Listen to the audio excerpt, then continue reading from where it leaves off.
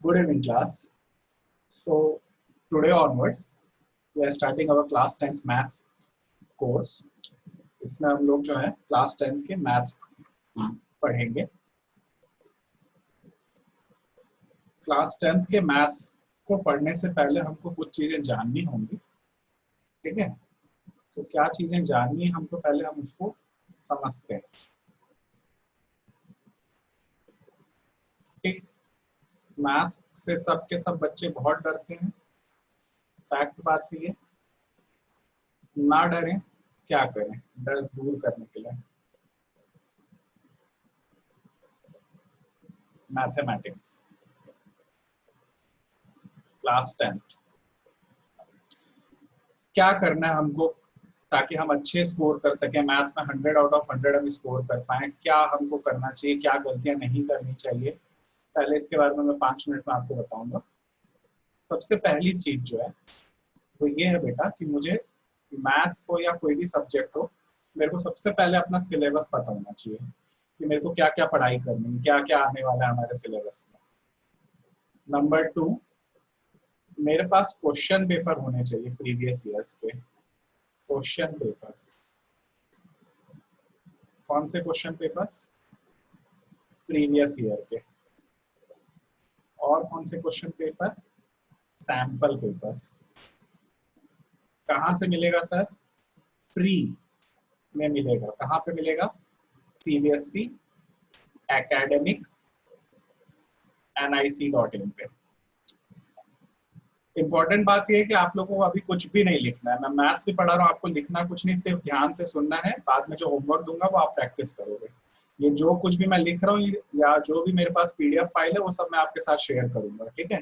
और ये जो अभी हम लोग पढ़ा रहे हैं इसको मैं YouTube पे वीडियो के रूप में अपलोड करूंगा. तो आपको कुछ भी लिखने का नहीं है कि सर क्या बोल रहे हैं उसको कैसे करें. आपको फिलहाल सिर्फ और सिर्फ किस चीज पे फोकस करना है, मैं क्या बोलना चाह रहा हूँ उसको समझने में फोकस करें. आ रही बात समझ में? तो मैंने बोला आप मैथमेटिक्स क्लास 10 के लिए तैयारी कर रहे हैं, कोई भी साल हो उससे फर्क नहीं पड़ता. सबसे पहले मुझे पता होना चाहिए कि मेरे पास सिलेबस क्या है. नंबर 2, मेरे पास क्वेश्चन पेपर्स होने चाहिए प्रीवियस ईयर्स के और सैंपल क्वेश्चन पेपर्स होने चाहिए. दोनों ही आपको मिलेगा cbse.academic.nic.in पे. यहाँ पे आपको फ्री ऑफ कॉस्ट ये अवेलेबल है. पिछले 5 साल के आपको ये क्वेश्चन पेपर्स आपके पास होना चाहिए. ये आपको बता देगा कि आपको किस तरह के क्वेश्चंस आने वाले हैं. इससे आपको पहले से पता रहेगा कि आपको क्लास 10 के लिए किस तरह से तैयारी करनी है.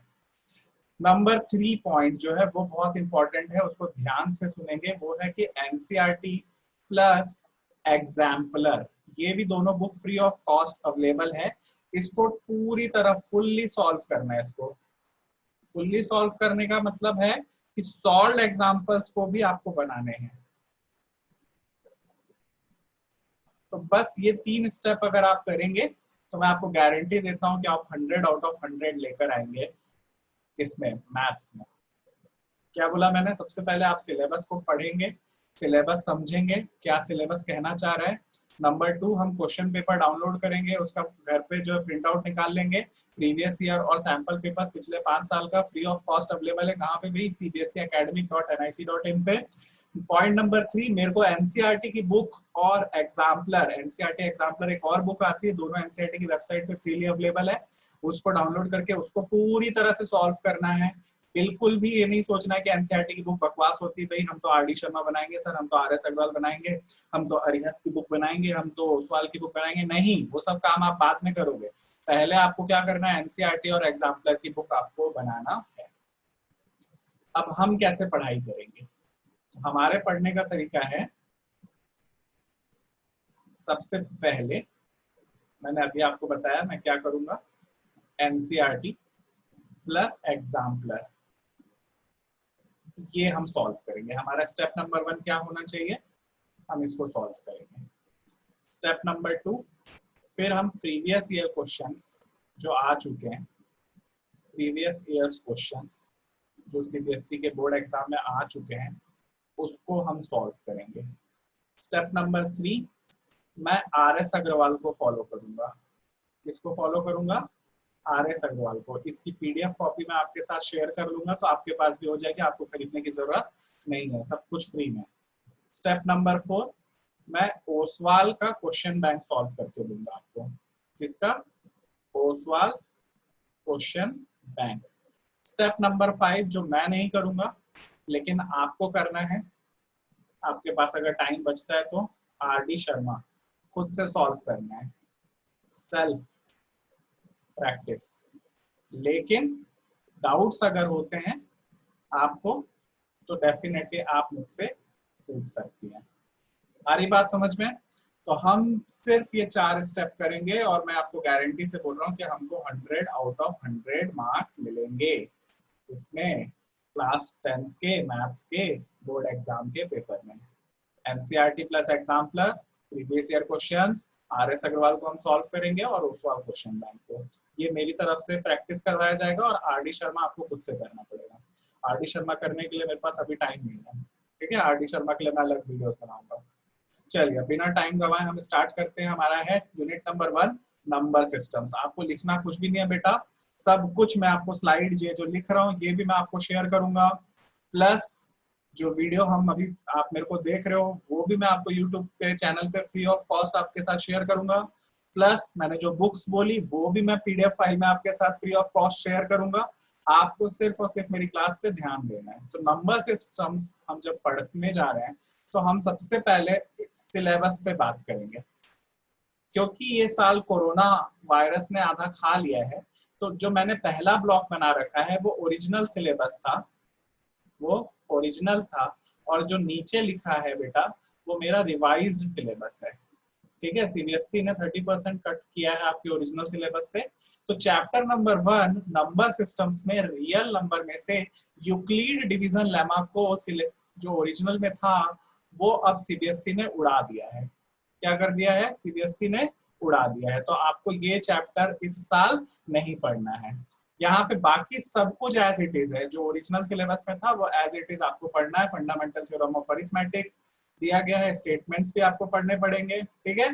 उसके बाद इरेशनैलिटी दूसरा टाइप का, तीसरा decimal representation of rational numbers. तो ये 3 टॉपिक हमको डिस्कस करने हैं। यूक्लिड का डिवीजन लेमा जो चैप्टर नंबर 1 है उसको हमको डिस्कस नहीं करना है। चलिए तो आगे चलते हैं हम। सबसे पहले थोड़ा सा हम रिवाइज करें क्लास 9th को। क्लास 9th में आप रियल नंबर्स पढ़ के आ रहे हो पढ़ के, है ना? तो मैंने यहाँ पे फ्लो चार्ट बनाया है, इसको जरा ध्यान से देखें, फिर इसको पहले मैं डिस्कस करूंगा, उसके बाद हम 10th के बुक में जाएंगे। सबसे पहले मैंने बोला क्या भाई, रैशनल नंबर, इरैशनल नंबर। ये आप पढ़ के आ रहे हो क्लास 9th से, पढ़ के आ रहे हो नहीं आ रहे हो भाई? Rational numbers, irrational numbers. Rational numbers में क्या होते हैं भाई? इंटीजर होते हैं। इंटीजर को हम z से या i से डिनोट करते हैं। जैसे किसी गर्ल को अगर मेरे को डिनोट करना है तो उसकी चोटी बना दूंगा तो समझ में आ जाएगा वो गर्ल है। किसी बॉय को अगर मेरे को डिनोट करना है तो उसको मैं ऐसे टोपी पहना दूंगा। तो वैसे ही अगर मुझे इंटीजर कोई नंबर है तो उसको मैथ्स की भाषा में रिप्रेजेंट करना है तो मैं उसको z या i से डिनोट करूंगा। नंबर 2 होल नंबर है, उसको मैं W से डिनोट करूंगा। होल नंबर्स को किससे डिनोट करते हैं? W से। इंटीजर्स को किससे डिनोट करते हैं? Z से भी कर सकते हैं और I से भी कर सकते हैं। नेचुरल नंबर्स भाई आपने पढ़ रखा है, नेचुरल नंबर्स क्या होते हैं? तो नेचुरल नंबर्स जो है, नेचुरल नंबर्स को हम किससे डिनोट करते हैं? n से। ये सारे के सारे नंबर्स जो हैं किसमें आते हैं? रियल नंबर्स में।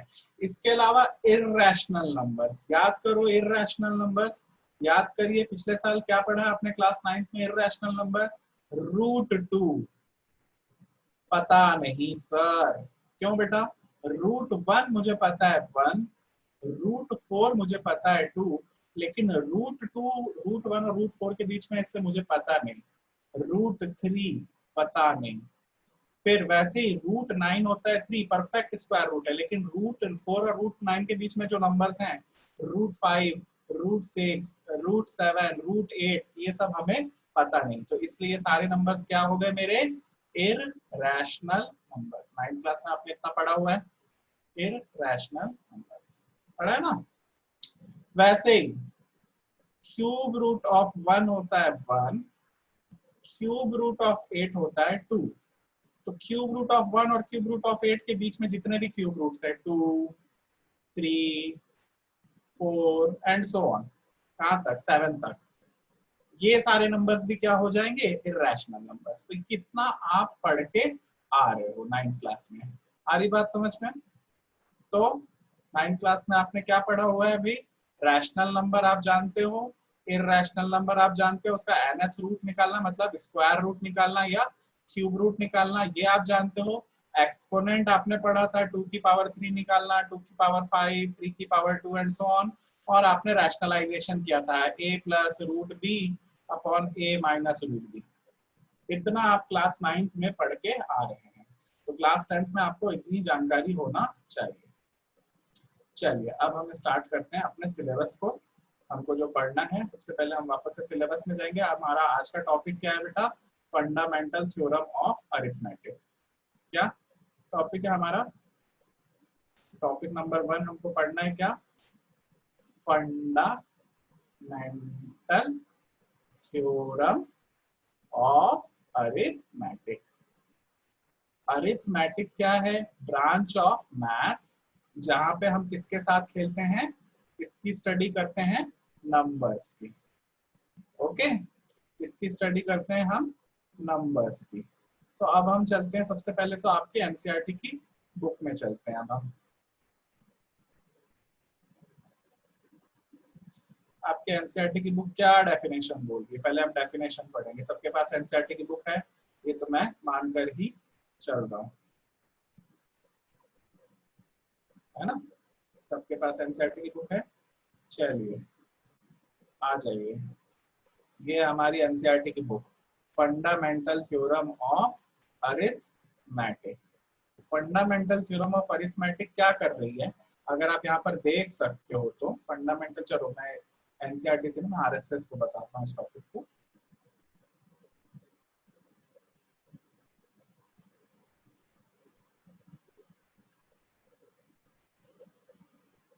फंडामेंटल थ्योरम ऑफ अरिथमेटिक बोल रही है, ध्यान देंगे।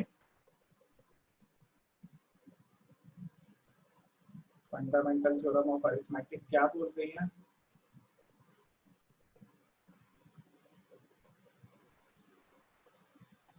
Every composite number can be uniquely expressed as products of prime numbers.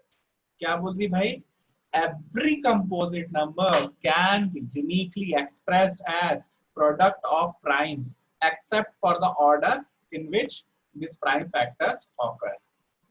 ठीक है, फिर से आप पढ़िए उसको।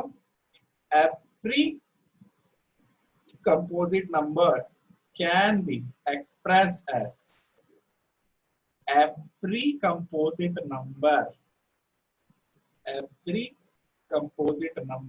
can be expressed as product of primes uniquely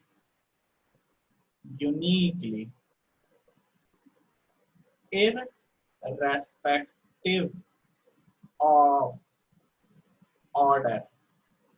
है क्या बोला मैंने? क्या लिखा है मैंने अब भाई मैं तो स्टूडेंट हूँ, तो मैं स्टूडेंट हूँ तो मैं अपनी लैंग्वेज में लिखूंगा, मैं एज इट इज मैथ्स की बुक रट के तो नहीं जाऊंगा।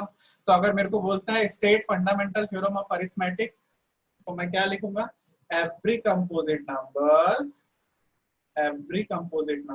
अभी इसको मैं हर एक शब्द को समझाऊंगा, पहले आप इसको ध्यान दो। Every composite number can be expressed as product of primes uniquely irrespective of order।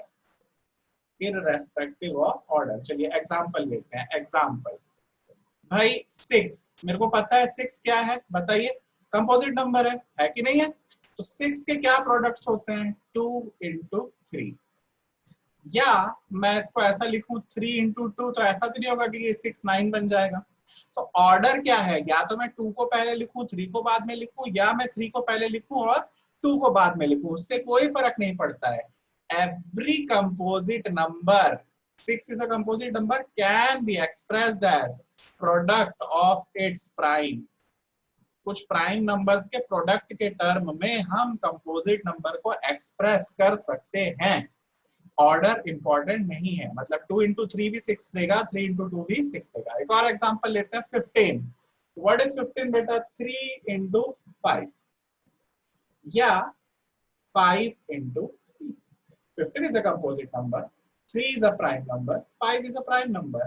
Order फर्क नहीं पड़ता, 3 को पहले लिखूं या 5 को। कंपोजिट नंबर को मैं प्राइम नंबर के प्रोडक्ट के टर्म्स में एक्सप्रेस कर सकता हूं। यही है मेरा फंडामेंटल थ्योरम ऑफ अरिथमेटिक। एक और एग्जांपल लेते हैं, 18। 18 को मैं क्या लिखूंगा? 2 इंटू 9। फिर से मैं 9 इज अ कंपोजिट नंबर, उसको क्या लिखूंगा? 3 इंटू 3। तो व्हाट डज इट बिकम? 2 की पावर 1 इंटू 3 की पावर 2 या 3 की पावर 2 इंटू 2 की पावर 1। कोई फर्क नहीं पड़ता है कि मैं 2 को पहले लिख रहा हूं या 3 को। 18 हमेशा 2 और 3 के ऐसे प्रोडक्ट्स के टर्म में ही एक्सप्रेस होगा। आगे बात समझ में? तो भाई fundamental theorem of arithmetic clear हुआ कि नहीं हुआ, बताइए। तो अब आप मेरे को बताइए, मैं आपको एक नंबर दे रहा हूँ 50। तो आप खुद सोचिए 50 को अगर मैं फैक्टराइज करूँ, इसके फैक्टर्स निकालने की कोशिश करूँ, तो 2 इंटू 25, फिर 25 को क्या लिखूंगा? 2 इंटू 5 इंटू 5। तो मैंने बेसिकली क्या कर दिया? 50 को प्राइम नंबर्स के फैक्टर्स के टर्म्स में एक्सप्रेस किया, और इसी को मैं ऐसे लिखूंगा 2 इंटू 5 की power 2। This is my answer. So this is our fundamental theorem of arithmetic. So easy है कि नहीं है? easy। तो अगर आपको स्टेटमेंट देगा तो आप अपनी लैंग्वेज में लिखेंगे, क्योंकि आप स्टूडेंट हैं, ना कि आप बुकिश लैंग्वेज में लिखेंगे। मैंने लिखा every composite number can be expressed as product of primes uniquely. ये शब्द बहुत इंपॉर्टेंट है। क्यों इंपॉर्टेंट है? क्योंकि यहाँ पे 2 और 5 ही आ रहा है। 50 को मैं ऐसा नहीं लिख सकता हूँ 2 इंटू 7 इंटू 3। नो, 50 हमेशा 2 इंटू 5 इंटू 5 का ही प्रोडक्ट होगा। यूनिक है ये शब्द इसलिए इंपॉर्टेंट है। आ रही बात समझ में? चलिए एक और एग्जांपल अब हम देखते हैं एनसीईआरटी का। we'll again go to NCERT book.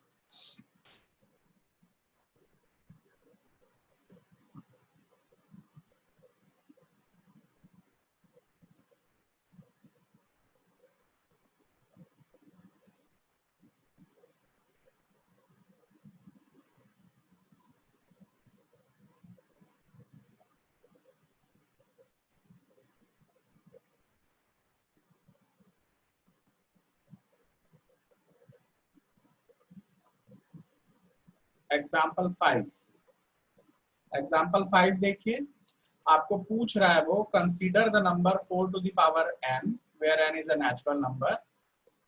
check whether there is any value of n for which 4 की power n ends with digit 0।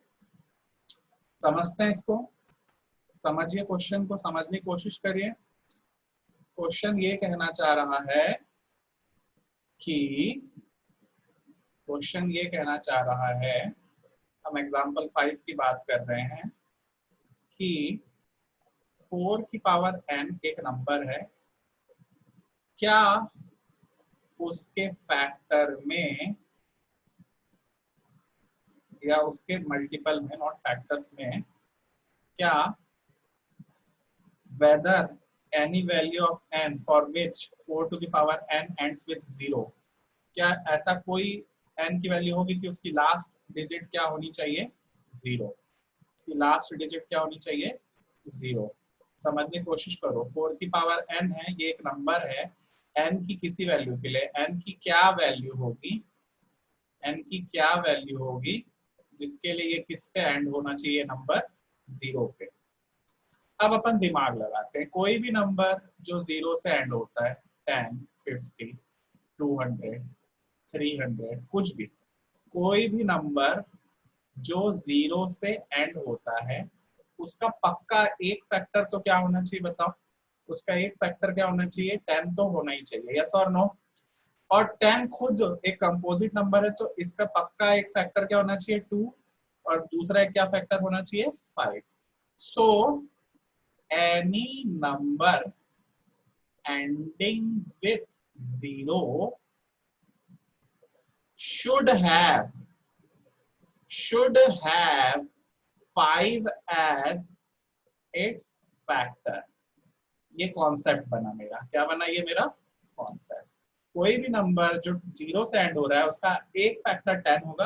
10 के खुद के कितने फैक्टर्स हो रहे हैं, 2 और 5। तो कोई भी नंबर जो 0 से एंड होगा वो डेफिनेटली वो 5 से तो डिवाइड होगा ही होगा, इसलिए 5 तो उसका फैक्टर होगा ही होगा।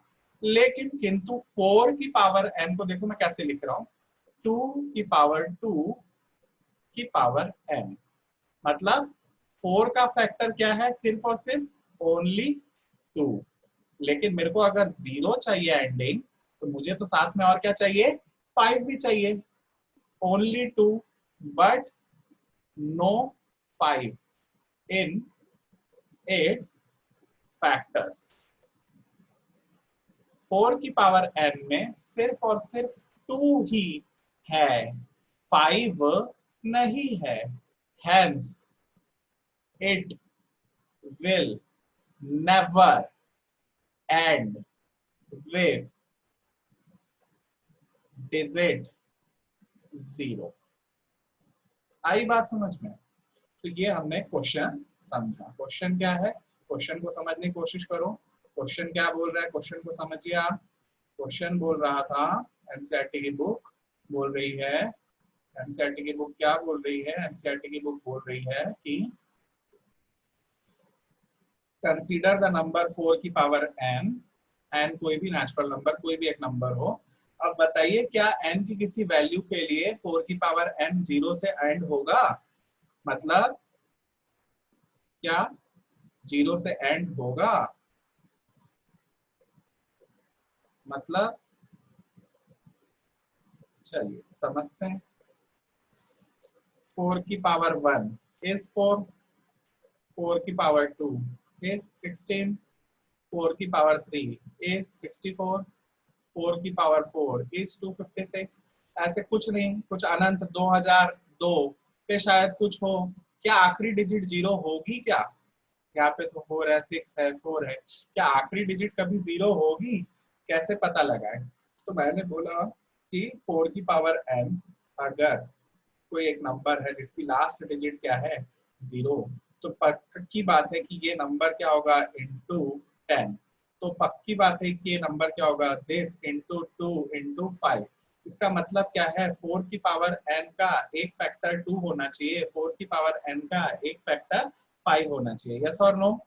लेकिन बेटा 4 की पावर n तो बेसिकली क्या है, 2 की पावर 2 की पावर n।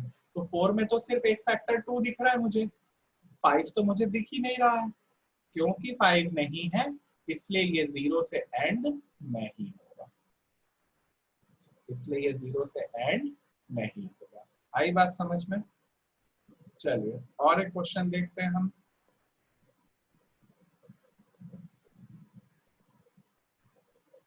एक और क्वेश्चन हम देखते हैं, ऐसा ही क्वेश्चन है, आर एस अग्रवाल की बुक में दिया गया क्वेश्चन। इसको अब हम देखते हैं।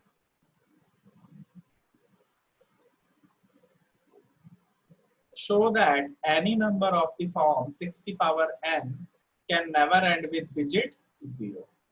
Show that any number of the form 6 की power n will never end with digit 0।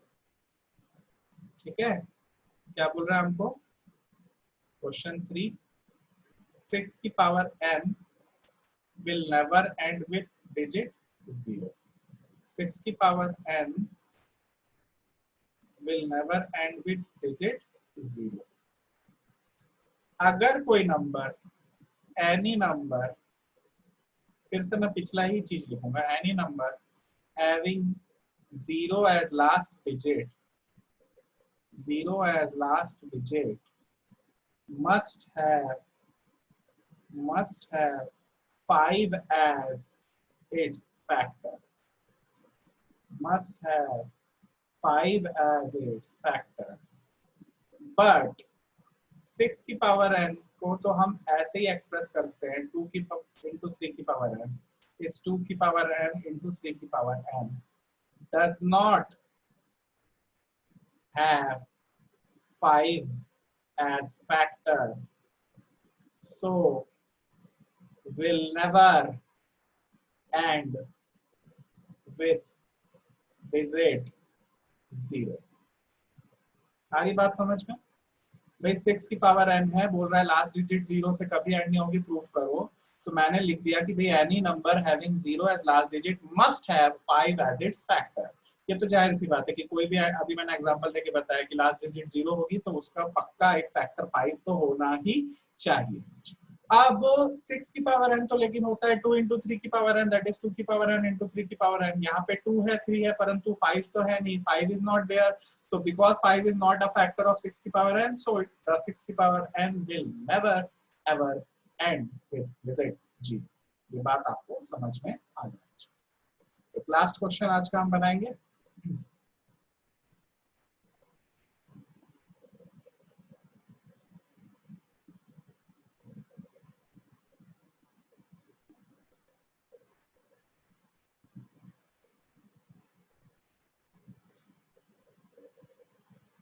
Next question है एनसीईआरटी एग्जांपल नंबर 6। पढ़ेंगे अगर आप मेरे साथ साथ। हमको पूछ रहा है find the LCM and HCF of 6 and 20 by prime factorisation method. आपको 6 नंबर और 20 नंबर का एलसीएम भी बताना है और आपको एचसीएफ भी बताना है। ठीक है, ध्यान से समझेंगे तो समझ में आएगा आपको।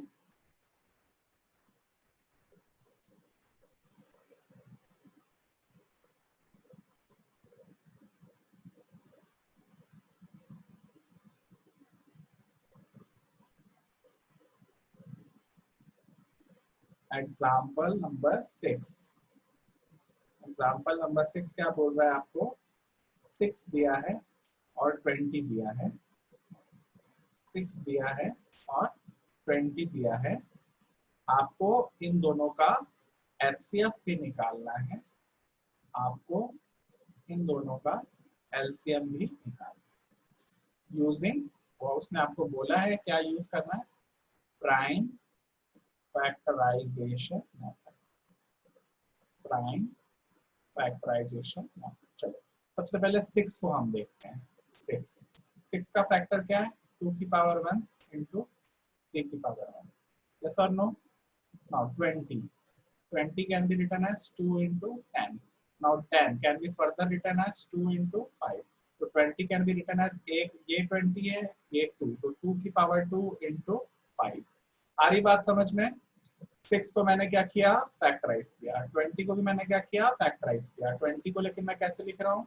प्राइम नंबर्स के टर्म्स में लिख रहा हूँ। 6 को भी मैं कैसे लिख रहा हूँ? प्राइम नंबर्स के टर्म्स में लिख रहा हूँ। यस और नो? आ रही बात समझ में कि नहीं आ रही है? चलिए तो अब अगर हम देखते हैं तो 6 को मैं बेसिकली लिख रहा हूँ 2 इंटू 3। एक और नंबर 5 जो 20 में है इसमें नहीं है, तो मैं इसको ऐसे लिख रहा हूँ। ध्यान से देखो क्या लिख रहा हूँ, 5 की पावर 0 ऐसा लिख रहा हूँ क्योंकि एनीथिंग की पावर 0 होता है 1, या आप क्लास 8 में पढ़ के आए हो, तो ये बेसिकली सेम 6 के बराबर है। वैसे ही 20 को मैं लिख रहा हूँ, 20 को मैं लिख रहा हूँ, ध्यान से देखो, 2 की पावर 2 इंटू 3 नहीं है इसलिए 3 की पावर 0, 5 नहीं है इसलिए 5 की पावर, 5 है सॉरी 5 की पावर 1। आ रही बात समझ में? क्या किया मैंने? आया कि नहीं आया समझ में? तो 6 लिखा मैंने 2 इंटू 3 इंटू 5 की पावर 0, 20 लिखा मैंने 2 की पावर 2 इंटू 3 की पावर 0 इंटू 5 की पावर 1। नाउ एचसीएफ निकालने के समय क्या करना, ध्यान दोगे?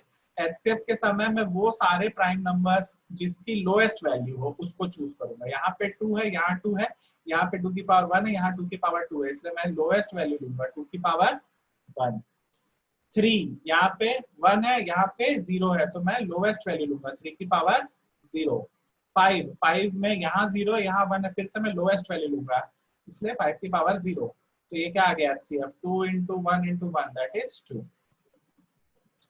एलसीएम, एलसीएम लेते समय मैं हाईएस्ट पावर लूंगा। अभी 2 की पावर 1 है, 2 की पावर 2, 2 की पावर 2 क्या होता है 4,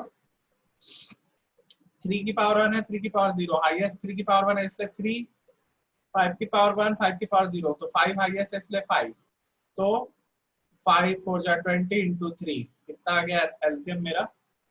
60।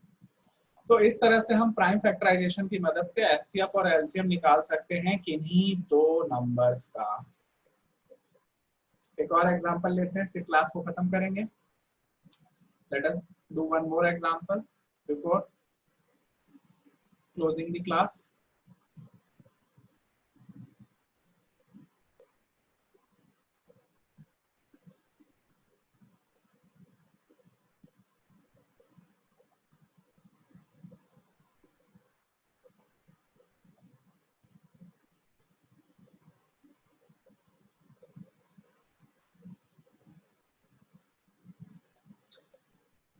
सेम ऐसा ही क्वेश्चन है, एचसीएफ और एलसीएम निकालना है हमको 126 का और 156 का यूजिंग प्राइम फैक्टराइजेशन मेथड। इसका किसका बोला बेटा? 126 का और 156 का। चलिए 126 और 156 का मेरे को क्या निकालना है? HCF and LCM.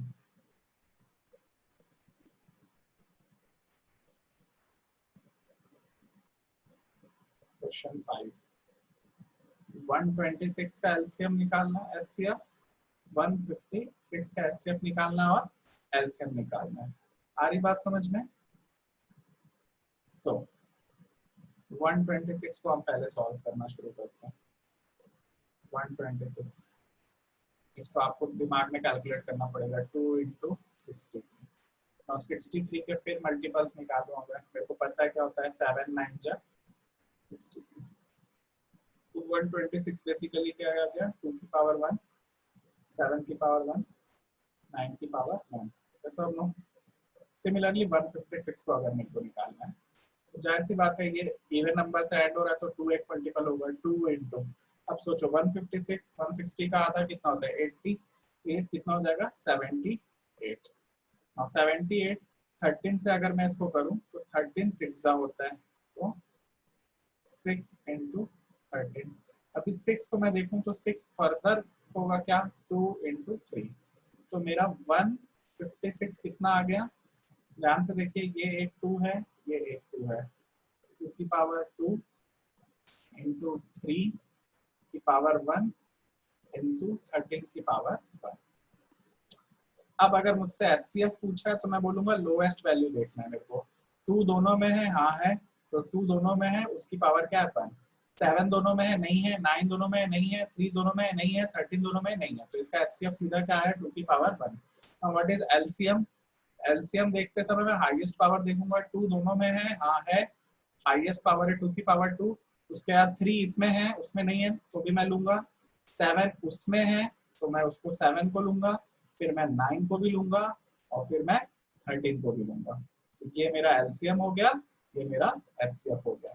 तो फटाफट हम लोग जो है रिवाइज करते हैं। हमने 5 क्वेश्चंस बनाए आज, ठीक है? 5 क्वेश्चंस बनाए कि नहीं बनाए हमने? तो सबसे पहले जो है हमने क्या सीखा?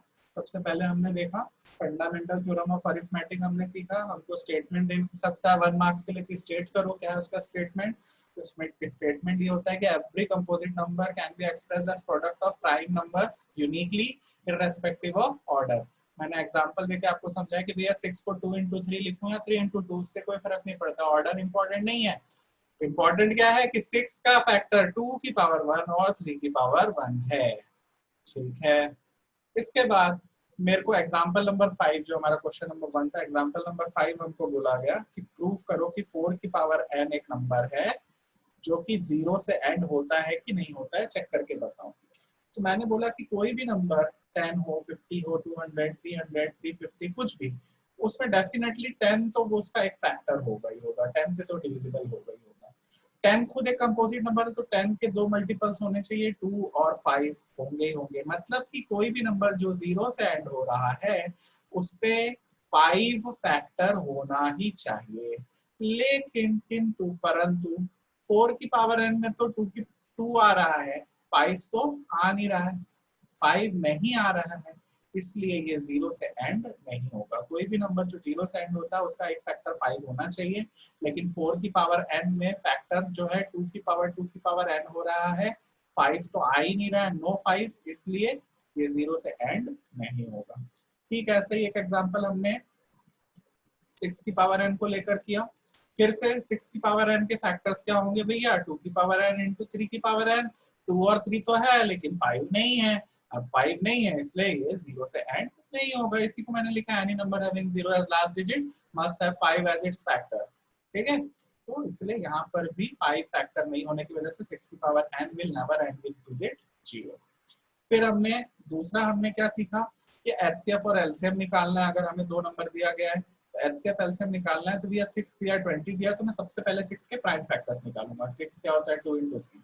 20 के प्राइम फैक्टर्स निकालने जाऊं अगर तो 20 होता है 2 × 10, 10 के फैक्टर्स होते हैं 2 × 5, तो 2 बार 2 है 2 की पावर 2 एंड 5 की पावर 1। अब मैंने बोला जब HCF देखना है तो मैं लोएस्ट वैल्यू दे दूंगा, 2 की पावर 1 है, 2 की पावर 2 है, तो 2 की पावर 1 को चूज किया मैंने। 3 यहाँ पर है, यहाँ है ही नहीं, इसलिए 3 की पावर 0, इसको ना भी लूँ तो कोई फर्क नहीं पड़ेगा। 5 यहाँ है, यहाँ नहीं है, इसलिए 5 की पावर 0 या 5 को नहीं लूंगा, तो मेरा HCF सिंपली क्या आ गया, 2। आ रही बात समझ में? सिमिलरली एलसीएम जब लेना है तो उल्टा करूंगा, मैं हाईएस्ट पावर लूंगा, 2 की पावर 1 है, 2 की पावर 2 है, तो मैं यहाँ पे 2 की पावर 2 4 को लूंगा। 3 की पावर 1 है, यहाँ 3 नहीं है, तो जो है उसको लूंगा, इसलिए 3 की पावर 1। 5 की पावर 1 यहाँ है, 5 यहाँ नहीं है, इसलिए मैं 5 को भी लूंगा, तो 4 इंटू 3 इंटू 5, उसको आप मल्टीप्लाई करेंगे तो 60 आएगा। ऐसा ही हमने एक और क्वेश्चन देखा था, क्वेश्चन नंबर 5, क्या कि भैया 126 है, 156 इसका HCF एलसीएम निकालो, तो 126 को मैंने फैक्टराइज किया 2 इंटू 63 में, 63 को फैक्टराइज किया 7 इंटू 9 में, तो 2 इंटू 7 इंटू 9, 156 को फैक्टराइज किया तो 2 इंटू 78, 78 को फैक्टराइज किया तो 6 इंटू 13, 6 को फिर से फैक्टराइज किया तो 2 इंटू 3, तो 156 के फैक्टर्स क्या आ गए भैया, 2 की पावर 2 इंटू 3 इंटू 13, भाई 126 के फैक्टर्स क्या है भाई, 2 इंटू 7 इंटू 9। तो जब HCF ले रहा हूँ तो मैं लोएस्ट वैल्यू लूंगा, 2 की पावर 2 या 2 की पावर 1, तो मैं 2 की पावर 1 लूंगा, बाकी कुछ भी कॉमन नहीं है इसलिए उसको सबको छोड़ दिया। एलसीएम लूंगा तो मैं हाईएस्ट पावर लूंगा, 2 की पावर 2 है तो यहाँ पे 2 की पावर 2, 7 नहीं है एक में, दूसरे में है इसलिए लूंगा, 9 भी है दूसरे में नहीं है इसलिए 9 लूंगा, यहाँ 3 नहीं है इसलिए यहाँ पे 3 भी लूंगा, और यहाँ पे 13 नहीं है यहाँ पे 13 भी लूंगा। तो इतना ही है भाई आज के लिए, आज की क्लास यही खत्म करेंगे अब हम, ठीक है। उम्मीद है कि आप लोगों को समझ में आया होगा। कल फिर इसी टाइम पे हम लोग मिलेंगे। साइंस के लिए मैं अलग से टाइम दूंगा, तो मैं बाद में उसके बारे में बताऊंगा कि साइंस का कब क्लास रहेगा। आज के लिए इतना काफी है, कल से मैं होमवर्क दूंगा, तब तक के लिए सायोनारा, टाटा बाय बाय।